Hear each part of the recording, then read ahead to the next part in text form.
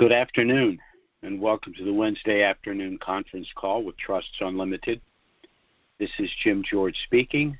I'm the non-attorney spokesman and facilitator for Trusts Unlimited, and I'd like to thank all of you for taking the time to listen to this call, particularly those of you calling in for the first time and those that will be listening to the replay over the next 24 to 48 hours. We like to move quickly through these calls, bottom line the information for you. We will have a full call today. Standard format for our call is to spend a few minutes talking about the situation in Iraq, a few minutes talking about the program we've put in place to assist you, and then we go to a brief Q&A. So let's go ahead and get started. First, let's talk a little bit about the situation in Iraq. First, by way of disclaimer, Trusts Unlimited is not the purveyor of the dinar and these other currencies. We're not advocating either the sale or purchase of these currencies, but as rather substantial currency holders ourselves, we're sharing with you the information we believe to be most relevant. And, of course, the most relevant piece of information would be the potential window for the reinstitution and revaluation of the dinar and hopefully some of these other currencies shortly thereafter. At this time, the reinstitution of the dinar could happen literally at any time. This is reminiscent of what happened in Kuwait in the early 90s. There was a lot of discussion, pro and con, for the reinstitution of the Kuwaiti dinar right up until the moment that the currency reinstituted.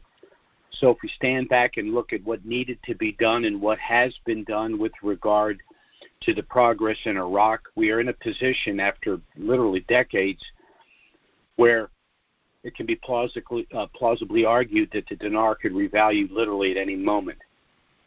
First, let's take a quick look at the situation in the Iraqi parliament. Now, pursuant to the elections of last year, the Sadrists do have the largest coalition in the parliament, and they are pushing for the election of the presidents of the Republic and the other presidential seats, and they're pushing to see a change in the exchange rate. And I'm not talking about a return to the 1190 rate from the current 1450 or 1460, but they're advocating a one-to-one with the U.S. dollar. Now, they are getting some pushback from a coordinated framework, which is a loose a confederation of other coalitions, none of which has the power of the Sadrist coalition, but collectively they do have a little pushback. But there is a parliamentary session scheduled for presidential elections on the 26th of this month, and if that's successful, then the last and remaining item, in my opinion, would be the exchange rate. Now, some have argued that the oil and gas law and the investment law are impediments to a reinstitution. In my opinion, neither of those is a deal breaker either way. Both of those laws are very close to agreement. There's just some tweaking that needs to be done, so I don't see those really being an issue. There are, in my opinion, three reasons why the exchange rate, and I'm talking about going to a one-to-one with the U.S. dollar, could happen at any time. First, the price of a barrel of oil now is substantially higher. It's more than twice the estimated rate in the 2022 budget, and yet the dinar is still artificially devalued. The result of that, since they sell oil in the U.S. dollar, is that they're actually losing money by not going on a one-to-one par at the very minimum with the U.S. dollar. So that's another pressure toward the reinstitution of their currency. Second, the U.S. dollar globally is actually losing purchasing power. Now, there is global inflation, but there's an even higher rate of inflation in the United States, having to do primarily with some of the domestic policies of the Biden administration, but we'll just leave it at that. The dollar is losing value. Lastly, we're really at a cusp here where the age of the U.S. petrodollar is coming to an end. Now, we had the establishment of the Federal Reserve in 1913. Now, the Federal Reserve is merely a euphemism. It's not a federal agency, and there is no reserve. It's a central bank, and they just needed another term for it, so they called it the Central Reserve, the Federal Reserve. Didn't do too bad of a job until we hit the Depression. And, of course, they were completely unable to deal with the Depression, and they actually prolonged it by some of what they were doing. Many have argued, and I agree, that what got us out of the Depression was World War II. After World War II, we had something called the Brenton Woods Conference, and in that conference, a couple of things happened. One, the United States, through the Marshall Plan, agreed basically to rebuild Europe and to lend them the money to do so, in addition to monies that we outright gave them. That was about $35 billion. But what else happened in that conference was the U.S. dollar became the reserve currency for the world. And that remained pretty much the status quo until the early 70s. And then, for reasons which are questionable, we went off the gold standard and went full fiat. What's happened is we transitioned from a commodity-backed currency to a currency that held its value because it was used solely for the purchase of petroleum worldwide. But now the consistent printing of money has devalued the U.S. currency to the point where other countries are now looking to other currencies as an acceptable currency to purchase their oil. And in the last couple of weeks, something's happened in Saudi Arabia, which makes the dollar even more shaky. Number one, the Saudis refused to take a phone call from President Biden, and that was a bad sign.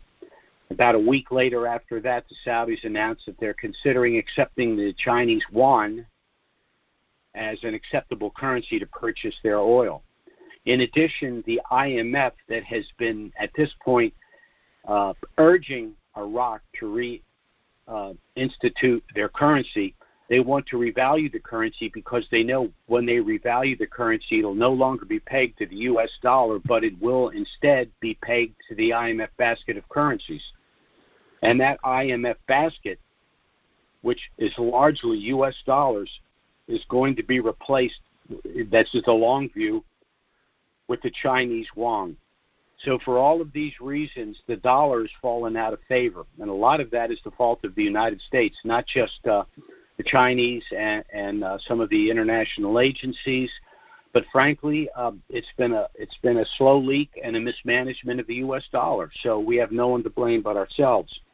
But in any event, the good news, at least I would refer to it as the silver thread in that black cloud, is that those of us that have currencies, and for the reasons that I've stated, could see a reinstitution of the dinar in the very near future. Now, that means for those of you that have not gotten your affairs in order prior to this major financial event and may not understand what that involves, Trusts Unlimited has put a turnkey program in place to assist you. It is a two-phased program. Phase one is the establishment of a package of pre-RV asset protection trusts with the assignment of your currencies to that trust package. Phase two involves all of the products, services, and professional referrals that will be made available to you after the reinstitution and revaluation of the Iraqi Dinar and hopefully some of the other currencies shortly thereafter. But let's start with phase one, which is the establishment of your pre-RV package of asset protection trusts. We at Trusts Unlimited believe that our package of trusts is the best bulletproof asset protection available domestically. Now, there are other entities that you can establish in order to provide some level of asset protection. For example, you can establish LLCs and sub-S corporations, and they can provide some level of asset protection, primarily by separating business assets from personal assets. The problem here is twofold. First, the possession of these currencies is a personal asset. And second, courts have ruled that entities like LLCs and sub-S corporations, if owned in the majority by one person or a closely held group, can be pierced for civil litigation. So that makes them inappropriate for our needs. Some individuals have established something called a revocable trust, sometimes referred to as a living or loving trust. Now, these are statutory trusts established on a state-to-state basis in order to allow your estate to exempt the cost and delay of probate, and if properly structured, in some cases can allow you to substantially reduce and even eliminate the federal estate tax. And these trusts do have their purpose. However, the revocable trust can provide no privacy or asset protection, so they're going to be inappropriate for your needs. Now, some individuals have established single irrevocable trusts, and they can provide more asset protection than the LLC sub-S and the revocable trusts. However, even an irrevocable trust, a single irrevocable trust, has an inherent flaw, and it's this. If any asset within that trust should get involved in civil litigation, that could drag all of your other assets and net worth into that litigation because they're all housed in that one legal entity, that one individual irrevocable trust. The solution to the problem is to establish a package of irrevocable trusts which can protect you both pre- and post-RV. So let's talk a little bit about the advantages that you gain by establishing this trust package prior to the reinstitution and certainly the revaluation of the dinar and these other currencies. First, by establishing this trust package, you're going to protect your privacy and your anonymity. Why? Because the assets in this trust package are shielded, meaning that the general public will have no knowledge of your net worth or your actual holdings. Second, by establishing this trust package, you will be able to successfully avoid personal IRS scrutiny. If you are holding these currencies in direct title when they revalue, then the taxable event will fall directly upon you. The IRS may very well spit out an audit.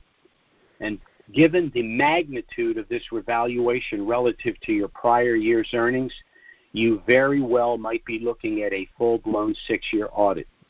Such an audit would be time-consuming. It would certainly be frustrating because it's come along at the precise time that these currencies have revalued, and there's many other things you'd much rather be spending your time and money on. And third, the cost of a full-blown 6-year audit would probably be more than the cost of our asset protection trust. On the other hand, if your asset protection trust is in force and you have assigned your pre-RV currencies to that trust, you will have successfully transferred the taxable event of this revaluation from yourself personally to the trust. Now, this is important for a couple of reasons. First, there's less than a 10% chance of an IRS audit if this taxable event were to occur within a sophisticated trust package such as ours. But second, and most importantly, even if the IRS determines to do an audit, they can't do a 6-year audit. Why? Because the only taxable event within the trust will be the revaluation itself. The third reason you'd want to establish this trust package is because one of the trusts within this package is our special gift subtrust. Now, this is a special benefit that we ourselves created. I'm unaware of this type of a subtrust existing in any other trust in the country. Now, if you plan on gifting currencies to family and friends, you can gift to them outside of the trust with a standard gift letter, either by giving them the currency to exchange for themselves or giving them the lump sum after you have conducted the exchange. But if you are hesitant for any reason to give these individuals the post-RV lump sum, then you can gift the money to them through our specially designed gift subtrust. And because you're gifting through this gift subtrust, their U.S. dollars will be protected along with yours. In addition, the language of this subtrust allows you to gift up to a certain amount of a currency or currencies, meaning you have a sliding scale, and irrespective of the exchange rate, you can give these individuals the exact U.S. dollar amount that you had in mind. And because their USD, again, will be within this subtrust, you will be able to manage, invest, and distribute the money to these individuals as you deem appropriate.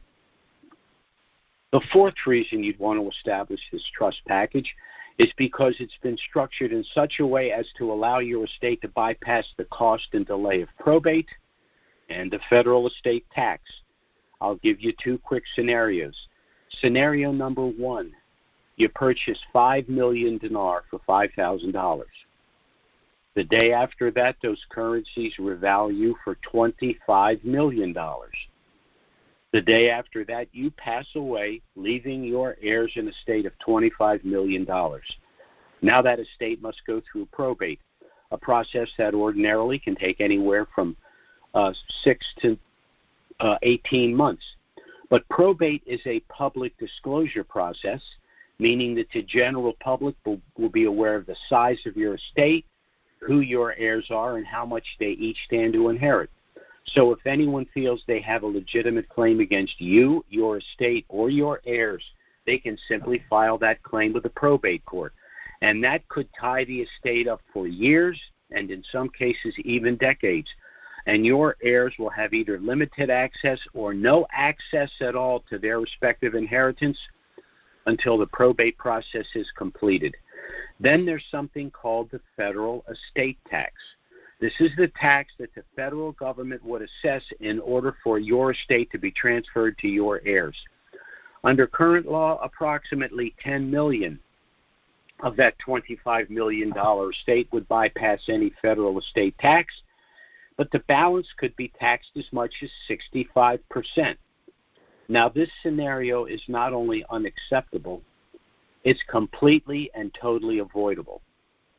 How? Scenario number two. You purchase 5 million dinar for $5,000. The day after that, you assign those currencies on paper to our asset protection trust package. The day after that, those currencies revalue for $25 million. The day after that, you pass away, leaving your heirs that very same estate of $25 million, but this time protected in our asset protection trust package. As a result, there will be no probate. There will be no public disclosure of your estate. Your heirs will have immediate access to their respective inheritance, and the federal estate tax will be zero, saving your heirs as much as 50% of their inheritance. The fifth reason you'd want to establish this trust package is for two very specific asset protection benefits, one pre-RV, one post-RV. Pre-RV, this trust package will allow you to circumvent something called the Uniform Fraudulent Transfer Act. Now, what does that mean? Under our system of civil procedure, you can only be sued for what you actually own in title or the value of property at the time you transfer it out of title. So let's take our previous example from before. You purchase 5 million dinar for $5,000. You transfer those currencies to our trust package. They subsequently revalue for $25 million. You begin to live a lifestyle more reflective of your newfound wealth, and a couple of years later, someone sees that you're living rather comfortably and decides for whatever reason that they're going to sue you. Well, this prospective plaintiff has a couple of problems. First, he or she better have a very strong case and very deep pockets, because this trust has been structured in such a way as to make it extremely expensive and extremely time-consuming to pursue civil litigation. But second, and most importantly, once any prospective plaintiff learns that pursuant to the Uniform Fraudulent Transfer Act, the only thing they could sue you for would be $5,000, the value of the currency at the time you transferred them out of title and to our trust package, and none of the post-RV value of $25 million, there will be no lawsuit. Post-RV, there's a benefit I like to refer to as limited liability stop-loss. This will protect you from future bad acts after you have acquired this wealth. This protection is accomplished through a legal strategy called segregation of assets. This is how we've established a package of trusts, and this is how it will work. Once again, we'll use the same example. Purchase 5 million dinar for $5,000, transfer the currencies to our trust. They subsequently revalue for 25 million. Now that you have 25 million in trust, you decide to make some purchases. So you purchase a larger primary residence, a vacation home, perhaps a half a dozen rental properties for tax write-off and additional cash flow, a couple of cars, a boat, and let's say an RV. But as you purchase these items, you place each of them in their own separate subtrust to be managed by your master trust. Now, how does this protect you from future bad acts and civil litigation in the future? Well, I'll give you an example. Let's say one day you're driving one of your new cars. You have an accident. The accident is clearly your fault, and tragically someone is seriously injured or even killed. Well, the family of the victim is going to want to sue you. But remember, civil suits are about monetary awards, and you don't legally own anything. So the plaintiffs would be left to sue the owner of the car that you were driving. Well, who owns that car? One of your subtrusts, of which you are merely the beneficiary. And what's in that subtrust? That one car and the car insurance policy. In that scenario, the car insurance carrier will negotiate an out-of-court settlement with the victim's family. You will not be involved in those rather unpleasant negotiations. The car insurance carrier will repair or replace your car, making you whole. And this is the important part. All of your other assets and net worth are protected in the other subtrusts. Why? Because under the law, those separate subtrusts are separate legal entities or persons having nothing whatsoever to do with the accident in question, and the plaintiff would have no standing to pursue a separate legal entity or person. So your package of trusts work very much the way a commercial barge would work, where all of the valuable cargo is stored in a series of small compartments. Why?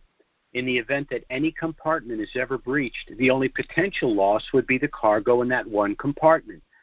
The other compartments are safe and secure due to the firewalls, and the barge will never sink. Now, these benefits are lost to you if you do not establish your trust package prior to the reinstitution and revaluation of the dinar and these other currencies, and time is running short. Now, there is one other benefit, and it's this. If you are, in fact, the holder of one of our pre-RV asset protection trust packages, then you will be eligible to participate in all of the product services and professional referrals that you will need and will be made available to you after the revaluation.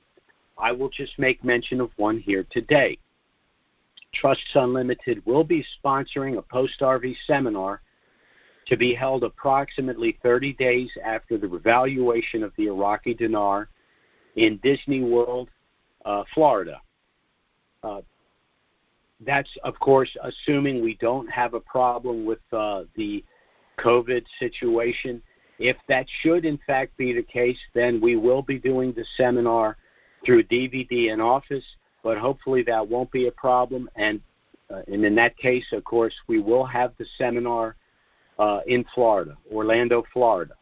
Now, present at that seminar will, of course, be the staff of Trusts Unlimited to assist you and instruct you with the management and funding of your trust package. In addition, many of our clients have expressed a desire to establish scholarship funds, foundational trusts, special needs trusts, charitable remainder trusts, and even the more complicated 501c3 and nonprofit and offshore trusts. And the proper way to fund those entities is with the direct transfer of funds from your asset protection trust to those newly formed entities. In addition, we will have our tax specialists there as well. With this newfound wealth, you're going to need to understand some of the more sophisticated tax strategies in order to legitimately and legally reduce your tax exposure. We also plan to have our independent fee-based wealth managers there as well. You're going to want to reposition assets in order to preserve this wealth as soon as possible. First, we know that 95% of all windfalls, however large and from whatever source, are lost within 3 to 5 years due to inexperience, mismanagement, and fraud.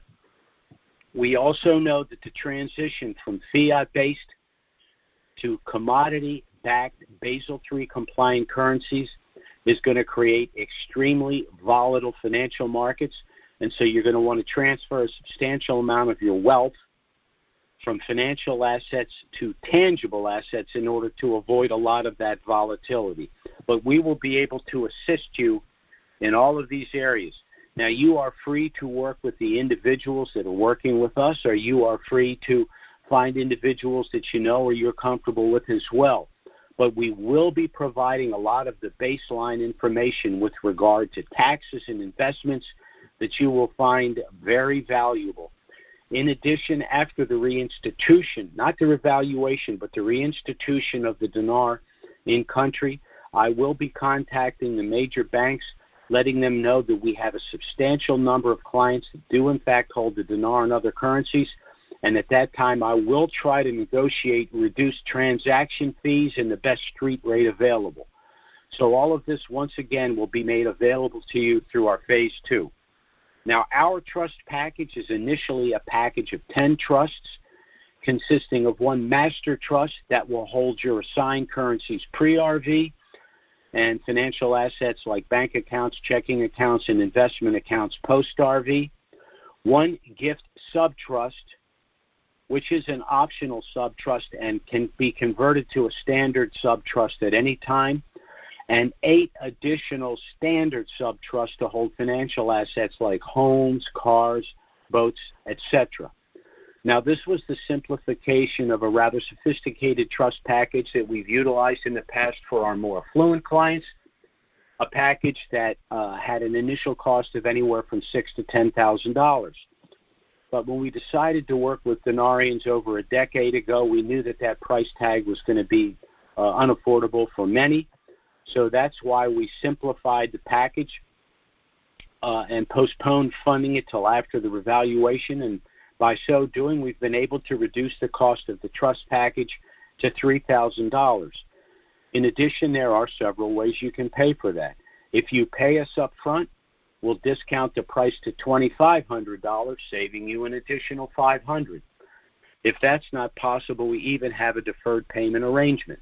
You'd make an initial payment of $525, which sum would basically offset our out-of-pocket costs just to produce and deliver your trust package to you.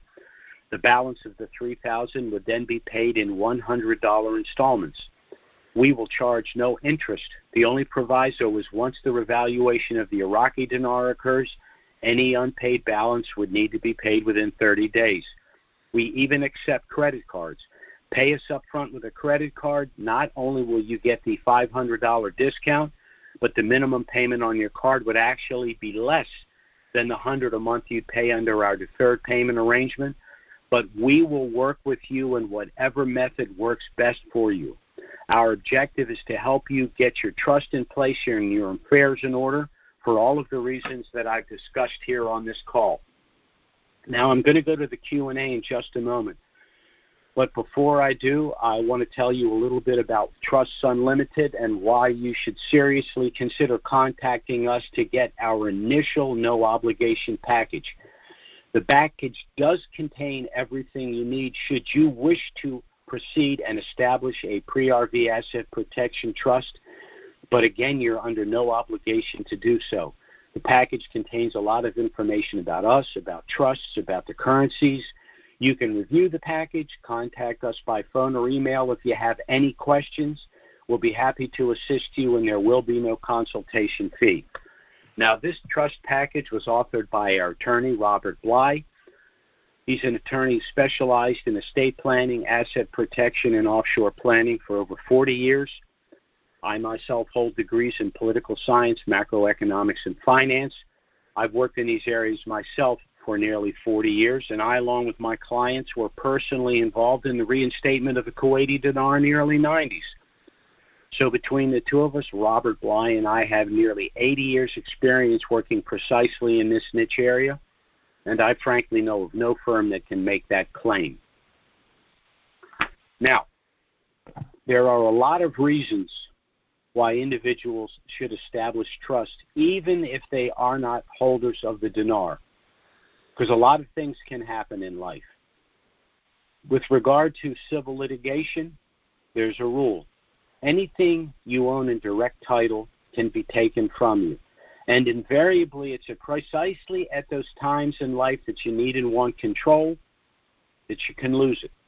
If you've lived for any length of time, you've either experienced in your own life or through friends and family things like unexpected divorce, permanent incapacitation, the onset of dementia, premature death, and prolonged and complicated probate processes.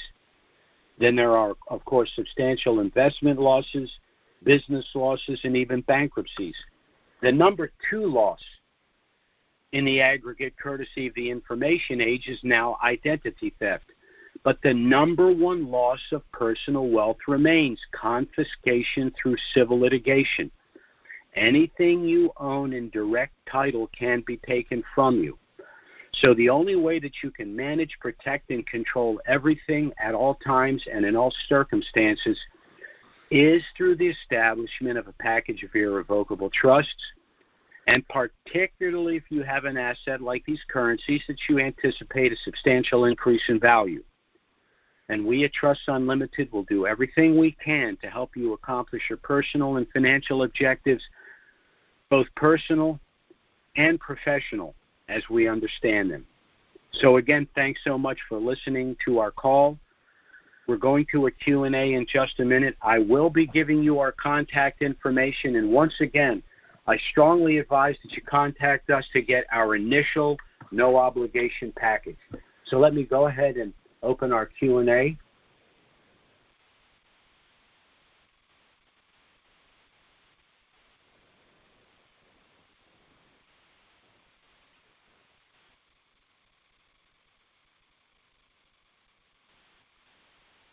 Sorry for being a little slow there. I turned this thing on this morning, and the whole format had changed, and I'm kind of an analog guy in the digital world, so I'm not real good at this, and I hope that I don't mess this up.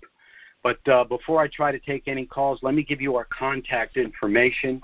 You can go to our website, which is trusts with an S, unlimitedllc.com. That's where you can get information about us, and that's also where you want to go in order to pick up the replay for our calls. Our email address is trusts with an S, unlimitedllc@gmail.com, and our phone service is 307-274-4122. Okay, let's see if I can get into some calls here. Our first caller.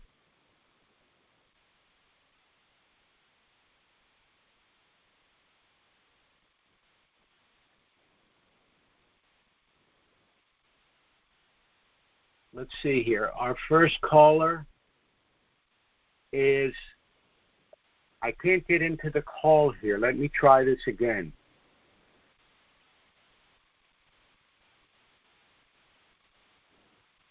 Let's see. Our first caller here is area code 312. That's 312. Go ahead. Hey, Jim. It's Les in Chicago. How are you, man? Hey, Les. How you doing, my friend? I am doing fine, thank you. How's the professor? He's doing fine. I think he's on this call today. I'm not sure, but I didn't get a chance to speak with him this week, but we'll catch up after this call. Okay, then. All righty. So you mentioned something that I had a thought about, Iraq having revalued. And because they're on the petrodollar, I'm thinking the petrodollar won't be as strong because of everyone leaving it. So that means the value of it drops, not only in country, but outside the country as well. Isn't that correct? In my opinion, yes. I think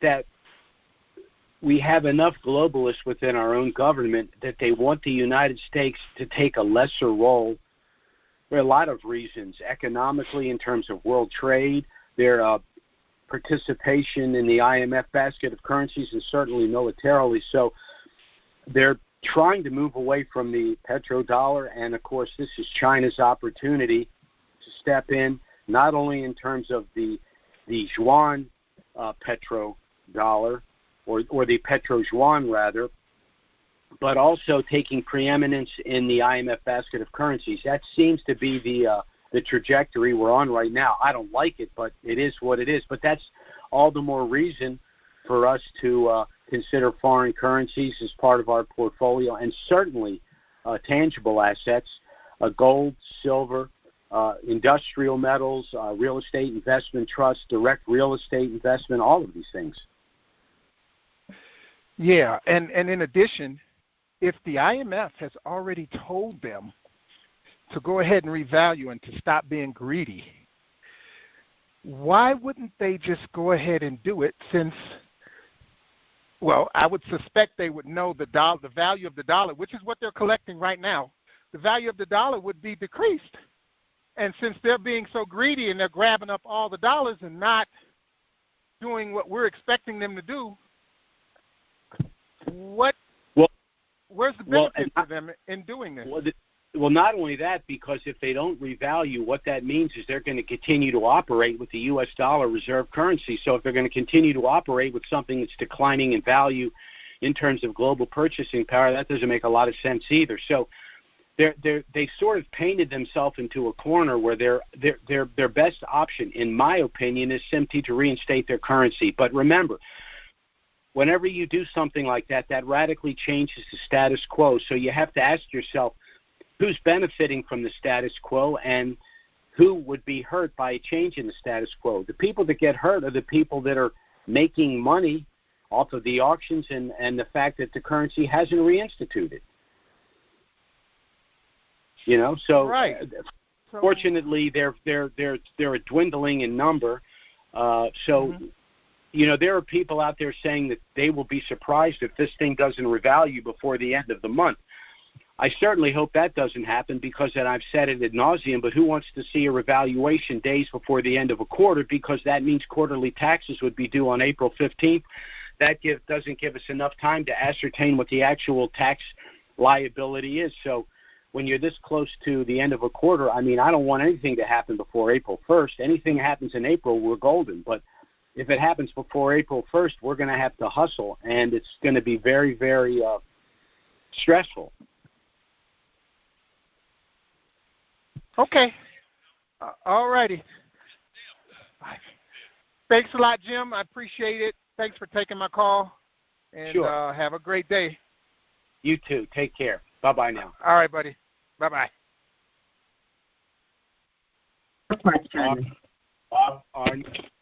Our next caller is area code 785. That's 785. Go ahead. Are you there? 785? Jim? Yes. Jim, can you hear me? Yes, sir. Hi, this is Clay. How are you this morning? Yeah. Okay, Clay. I don't know where they got 785, but that's not my number. But that's all right. This still works. Listen, this is what I wanted to ask you. You remember the white paper that came up back in 2020 or 2019? It had reforms in there. And those reforms cannot be acted on until their currency goes international. Because a lot of the memorandums of understanding they sign, this, that, and the other, don't they have to pay for those services with their own currency? Or can they pay for it with the... Well, you're absolutely right. As a matter of fact, one of the things in the white paper was the diversification of revenue for the economy, and the fact that they haven't reinstituted is an impediment to that. So, yeah, to a certain degree, they're talking out of both sides of their mouth. Once again, you know, the solution to their problem is just to reinstitute their currency.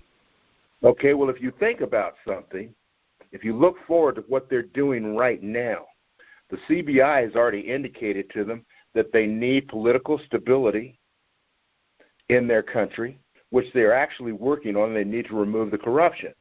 Now, they removed the corruption when they terminated Parliament back in October of last year, because that's where the corruption was. So if you think about it, the only people that were running that country were Kadimi, Saleh, and Fabusi, the president of the parliament. Right. Those are the only people. Plus he had his cabinet intact. So they've already put, I think it's Fabusi, back in as president of the parliament, which would be the equivalent of our Speaker of the House here in the United States. They're debating on Barham Saleh to return as president of the country, and Sauter has already endorsed Kadimi as prime minister. So I think what they're going to do is they're going to reinstate those three presidencies, in which case there's already a cabinet in place. They're about to the end of their fiscal year. That's when I think they're going to reinstate this currency in order to go forward. And that's why I said earlier, if they're successful with the session of Parliament, the election of the presidents, then the only thing left to do is the reinstatement of the currency. Correct, because that way they'll be positioned to move forward on their reforms that are in the white paper. And that's the beginning of the new fiscal year, April 1st, going forward for 22 through 24, right? And I'll tell you something else. It's over 100 years now. Every major change in an exchange rate for a currency has happened in either January, April, or September.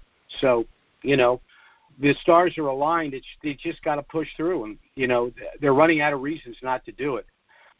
If this doesn't happen this time, then we're going to have to ask ourselves what's really going on. There's another agenda here because all the boxes are checked, and in my view, there's no plausible argument. Now, there have been a couple of statements about they're not going to revalue the currency. They're doing just fine. The price of the oil is twice what it was in the 22 budget. They've got plenty of U.S. dollars. They've got enough U.S. dollars right now to run the country for the balance of the year. But again, they're still losing money because of what's going on with the petrodollar. The U.S. dollar is still losing value. So for them to go 1-to-1 with the dollar and then enter the IMF, there's no plausible argument. The other argument was the money supply, which is absurd, because when they reinstitute and the 3 zeros are locked, all of the international provisional currency is going to be retired, and all of the money that's still in country, the little bit that's left, the 3 zeros don't exist. So there's not a money supply issue. There's just no argument that makes sense to me at this point. No, there isn't. There is no argument, and I think that's the reason for the reinstatement of the three presidencies.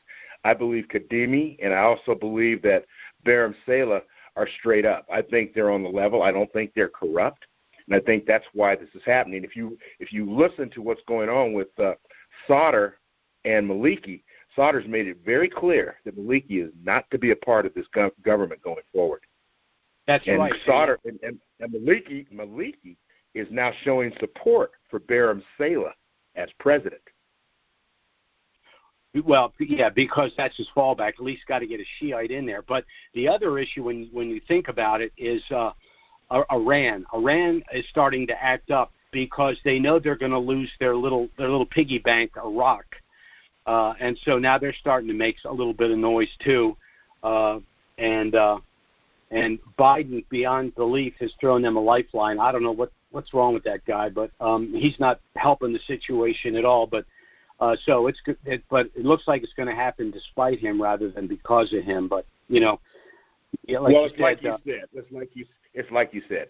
If it doesn't happen by the end of, and I don't care if it happens at the end of the quarter, first of the week, it doesn't matter. I've waited for this thing for 17 years, so I don't care about when it happens. I just need it to happen. Right, I don't disagree with that. I'm just saying when you get this close to an end of a month, end of a quarter, it'd be nice to push it through to the next quarter. Now, I wouldn't put it past the government to rub their hands together and say, "Oh, great!" Because if it happens, the taxes are going to be due in on the 14th of April or the 15th of April, and if people don't pay their taxes, and then it all belongs to us. So it's unfortunate, but we got a kleptocracy up there right now, and so we just have to be vigilant. And if it does pop between now and April 1st, we got to be ready to go. We've said often that 980.82 refers to the gain as a cap gain, suggesting that physical possession of the currency means it's a capital asset, and therefore, if it's in trust, if it's out of the trust, it should be capital gain. If it's in trust, it should be tax deferred. But if it pops between now and April 1st, we're probably going to be forced to pay the ordinary income tax and simultaneously file for a refund citing 980.82 and 643A and B. We don't want to have to do that, but if that's what we have to do, so be it. I mean, if it was that or nothing, let's do it. One last thing. You realize that this new budget is calculated in billions, not trillions. Right. Which means it's not calculated. It's not calculated on the program rate. I agree. They actually did both, but they inserted that. And they also did the same thing when they paid the last tranche to the Kuwaiti. They estimated the value of the dinar in the transaction. I think it was $4.7 billion U.S., and I think it was 1.7 trillion dinar. And if you do the math on that, that was an estimated value of the dinar at $3.81. So, they're putting in there what they're planning to do. Okay. Thanks, Jim. I appreciate your time. Sure. Okay, Clay. Take care. Bye-bye. Our next caller is area code 323. That's 323. Go ahead.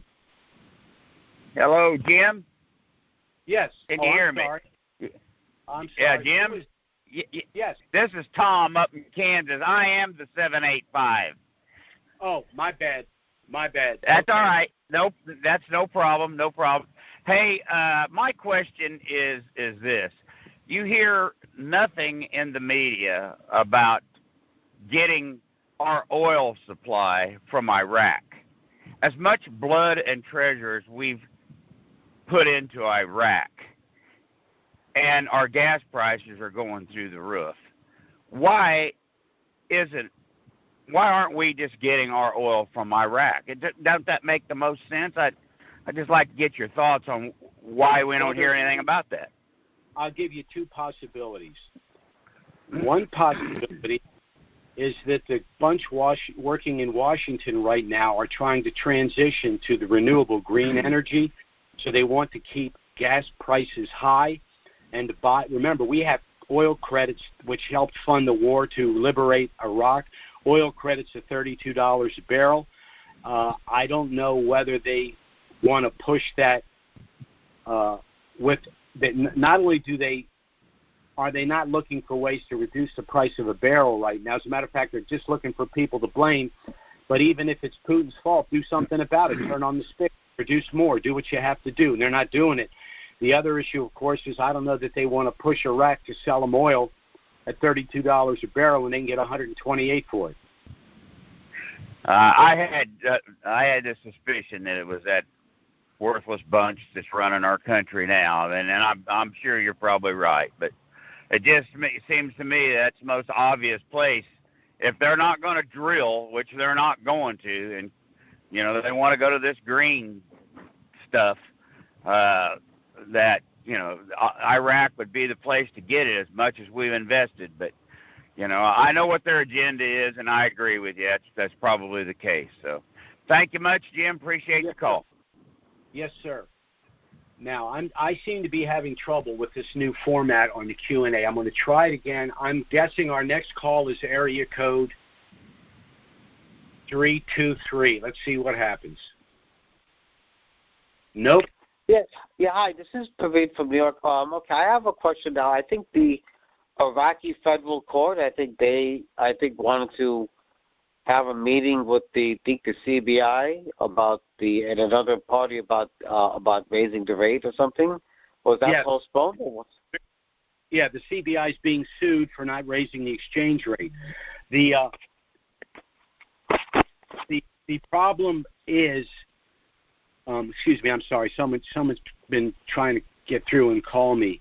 The problem is there's confusion about whether they're suing to have the rate go from $14.50 to the $11.90 they had last year, or whether they want to just move to $11.90 and then quickly and move up to 1-to-1 with the U.S. dollar, or do they just want to go to 1-to-1 with the U.S. dollar? That's a little bit of the confusion here. But why sue to get back to 1190? I mean, that's just tweaking it to 1450 to 1190. So for me, the suit would be to go 1-to-1. And I think the courts in Iraq are kind of doing what the courts in the United States do, and they just don't want to involve themselves. They don't want to hear it, So we'll just have to see what happens. Okay, now will Kazemi, will he continue on as prime minister, or will there be a new person? Well, the Sadrists want Kazemi. There's been some pushback. The Sadrists have made two statements. One, they want to see Kazemi come back, and number two, they refuse to accept Maliki. So I think Maliki's finally done. But if it's not Kazemi, it could be a lot, which is kind of light. He's not the worst choice, so we'll just have to see what happens. But I'd love to see Kazemi stay because it would be continuity since the parliament was basically neutered in October of last year, as the previous caller mentioned. The simplest thing would be to just keep, the same team you got in there in place. So we'll have to see what happens on the 26th.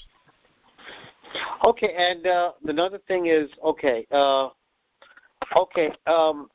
last thing now. What about Iraq recently? I think they attacked a U.S. Army base in Erbil. I think they admitted responsibilities for it. Will that affect the RV? It won't affect the RV, and unfortunately, it won't even affect Iran because once again, this bunch they just I don't know what they're doing. I'm at a loss. They've got they're sanctioning Russia, and then they're bringing Russia into negotiations with Iran because they want to seal the deal with Iran. I mean, I'm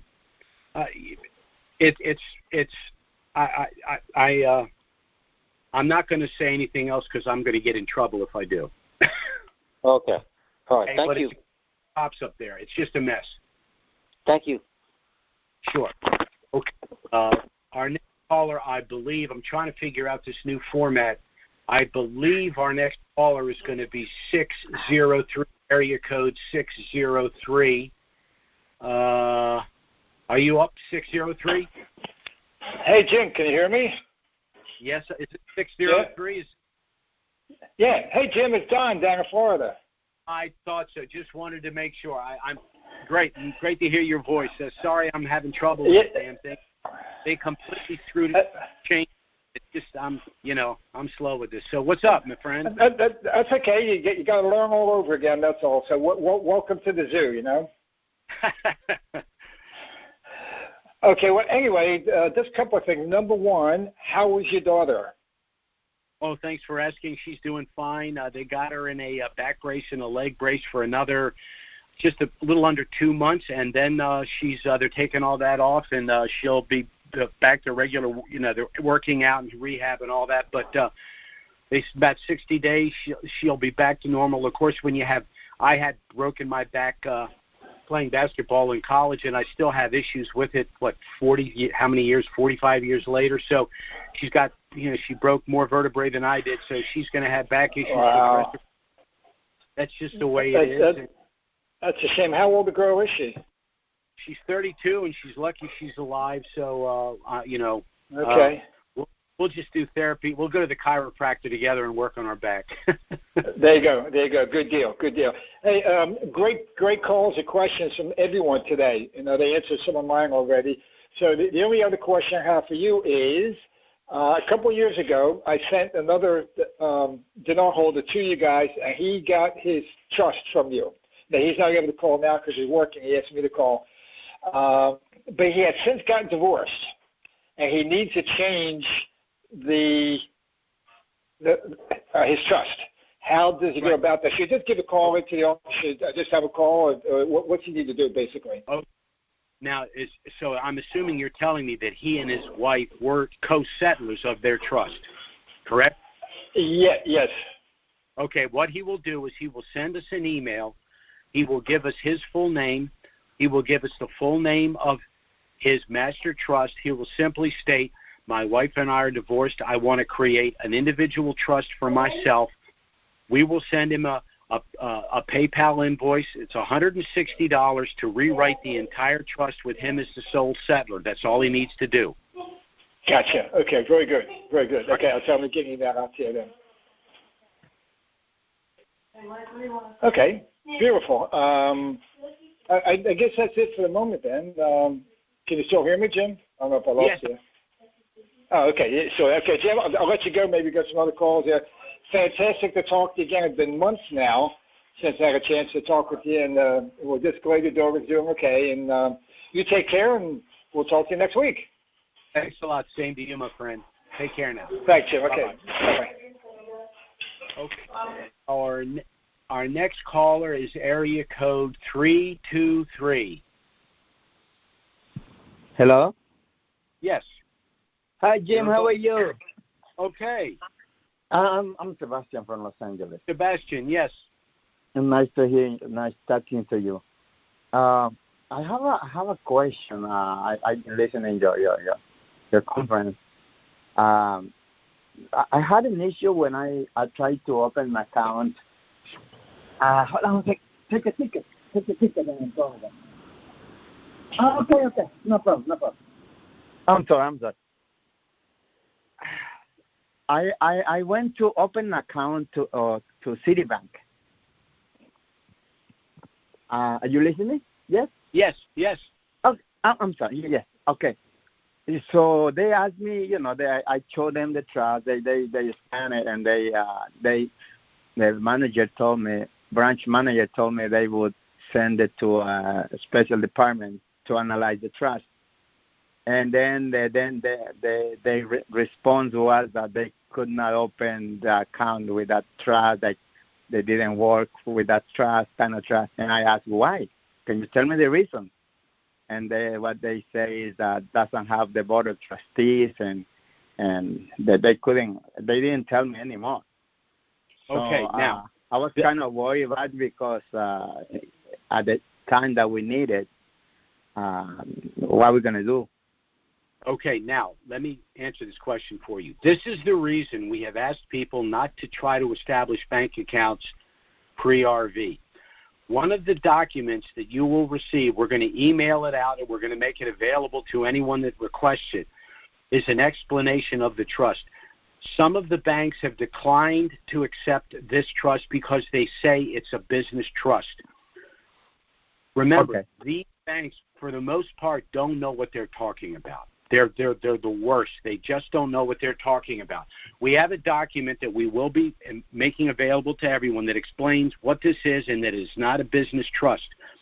Second, some banks might say to you, well, we only use our trust. Well, if you use their trust, they're the trustee. And the last thing in the world you want is a bank trust where they're the trustee because you have no control of your wealth, how it's invested, any of that.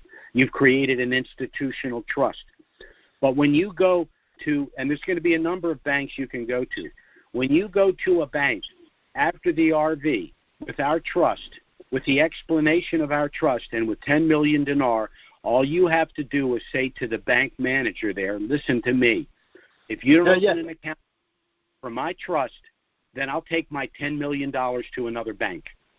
And I promise you will not. I'm sorry, can you repeat that, please? Okay.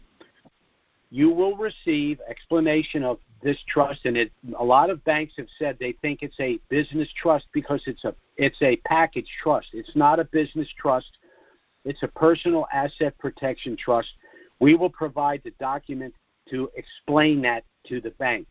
But if the bank still tries to tell you need to use their trust or they won't accept a trust, you need to go to another bank. What I'm saying is when you're sitting there with 10 million dinar, they're going to open the account because they don't want you. They're going to do the math. They're going to make $20,000 just for doing the exchange. If you think they're going to let you walk out of the bank and lose $20 million plus the float that they're going to get with that money in their bank because it's not their trust, I can assure you you're not going to have a problem. Oh, okay. Yeah, I understand that. Yes. Okay. Very good. Yes. Oh, okay. I understand. The reason I did it is because I thought, I didn't know about this. I thought that if I have the account, I don't have to, open account when I rush. But I thank you for that information. And so we have to request the document you say you have for us? What I'm going to do, I was going to do this anyway, but I'll mention it now. I actually should have mentioned it, because I'm going to contact our attorneys and let them know we need to get that email out with the explanation that this is not a business trust, so we don't have this problem with the banks. But again, when you go to the bank to do your exchange, you are a negotiator, and there is a negotiation that will take place, and the bank's going to do a lot of things to try to get as much control of that wealth as possible. But hopefully you'll know how many banks are going to be available, and people are just going to have to swallow hard and say, look, this is the way I want it done. If not, I will take my 10 million dinar to another bank. And I assure you the banks will soften their position rather than letting you walk out. Great. Of course, when we have the money, they have to. The leverage is all yours. You will have the leverage after the RV. We do not have it now. We'll have it then. Very good. Thank you so much. So, would you send us that document in an email, or we have to request it? You send me an email and request it, and I will get it to you. But again, I'm going to try to get and also go to our website and go to the bottom, enter your name and email address where indicated, and if you're not on our email list, you'll be on our email list, and so you'll get that document because it will go out as soon as the reinstitution happens. Okay, very good, very good. Okay. Hopefully it happens soon. You know how much how long they have making us wait. We've all been on this ride for a long time, and I do think we're finally getting to the end here. Very good. Thank you, Jim. I appreciate your information. We are always listening to your conferences. Thanks so much, and have a great day. Thank you. Bye-bye now. Bye-bye. Okay, well, that was our last caller for this afternoon. Again, I'd like to thank all of you for taking the time to listen to our call. I sincerely hope that for those of you that listen to this call for the first time and may have questions or are interested in some of the things we've discussed, will contact us to get our initial no-obligation package. It does contain everything you need if you wish to proceed, but that's completely voluntary. It has a lot of information about us, about trusts, about the currencies and revaluation. You can contact us if you have any questions by phone or email. We'll be happy to assist you. There will be no consultation fee. Now, of course, we do have a call scheduled every Wednesday. Certainly, if something of dramatic nature were to happen between now and next Wednesday, we'll try to get out an emergency email and schedule an emergency conference call. But failing that, we will be back next Wednesday, noon Eastern, 9 a.m. Pacific. Thanks for listening, everyone, and have a great week. Bye-bye.